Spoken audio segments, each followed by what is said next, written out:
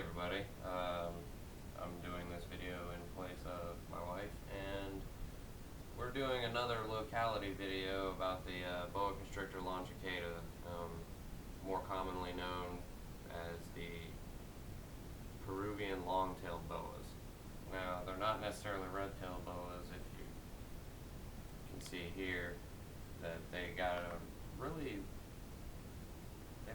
dark complexion. They're much more melanistic in nature than most of the other boas are. I guess it's from the climate of the mountains that they dwell in Peru. This is my male, Oliver, and this girl right here is Saris, and they are both sitting at about, I want to say right around 50 inches in length when they're fully stretched out, and they're about 2.5 years old apiece. They do run a little bit more in cost than your average boa constrictor, but they are well worth it. They are extremely active. If you can't see that, they're wrapped around my ankles, and Oliver's not really doing his normal thing. He's usually the first one out of the his cage. As soon as you open the door, he's face first right into your hands. They seem to they're really calm in nature. I mean, you really shouldn't do anything like this with snakes anyway. This is for, just for one of those educational purposes. I have not seen a Longicauda boa bite anybody, and I'm not going to say it's not going to happen, because anything with mouth and teeth can bite. But they are generally very docile in nature. They're just extremely active. Once you pull them out, they do a lot of sitting around when you're just looking at them in their cage. But let's see, when they're born, they're really drab looking. They're very tan in color, and they don't really have a lot of dark on them at all. They just look like any other boa, really. And as they grow, the melanism starts kicking in. The melanism, for those who don't know, is all these black speckles and spots and anything dark that shows up as, melanistic. And Lord, you guys are crazy. Another thing that sets them apart once you get them growing is their faces. They have really large eyes for their size, and they pop out. They're kind of bug-eyed looking. They look like they're on speed or something. And generally they'll be missing a few saddles, and they got lots of pattern differentiations between each animal. They're really nice snakes to have, easy to keep. Now, the thing you got to remember with these guys is they do not eat anywhere near as often as most of your other boas do. This one right here likes to eat maybe 2, maybe 3 times a month at the most. This one here, he's a pig. He'll pretty much take it whenever you try to give it to him. But he usually gets fed once every 2 weeks, just to keep them from becoming overweight or trying to power feed them, because the nature of these snakes is not to get quite as large as your standard Colombian boas or your true red tails. Let's see.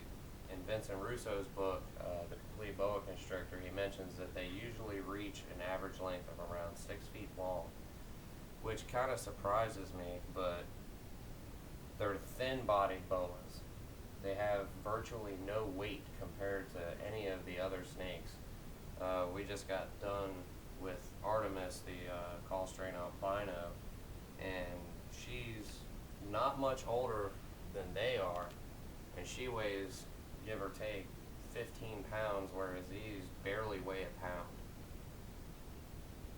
I think they weigh right about a pound. Actually, no, kind of holding on to them, but they are hyperactive once you get them out. They're really fun to play with, and they're good to have around, children. A lot of people are scared, like at the pet store when we take our snakes out. They ask, does it bite, this, that, and the other. These guys, they don't have that type of disposition like most of your smaller boas do. They seem not to care. They'll do a lot more running away than anything else, but they're really rambunctious once you get to handling them, and they have wonderful sheen. They might look really dirty, but once you get them into the light and you start seeing the reflections off of their skin, their iridescence is, I want to say, it's got a lot of green iridescence, and they will actually get darker in color with age.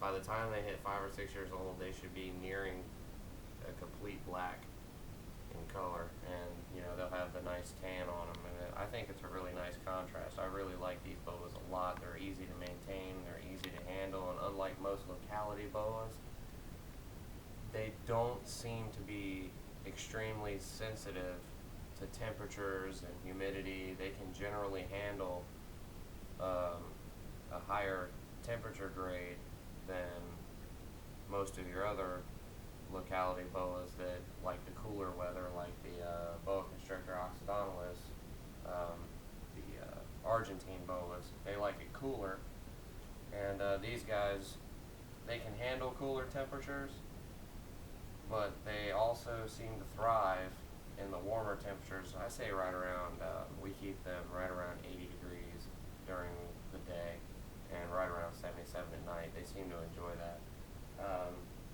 Like I said, they're not exactly voracious. They don't eat a whole lot, especially this one right here. She seems to be devoid of the feeding habit. It's like she wants to be anorexic or something. I can't stand it. But like I said, they're both right around the same age. The male is bigger. I guess it's just because he eats more. But care-wise, they're just like any other boa constrictor. They're just a really nice locality boa to have, and they seem to be gaining a lot of popularity. Excuse my dyslexia. Wow, I just brain farted.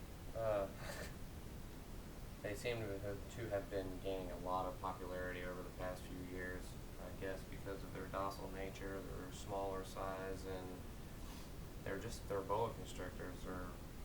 They're a lot cooler to keep than, I don't know, say like a corn snake or something. There's nothing against corn snakes, but they're just so common now that it's getting to be ridiculous.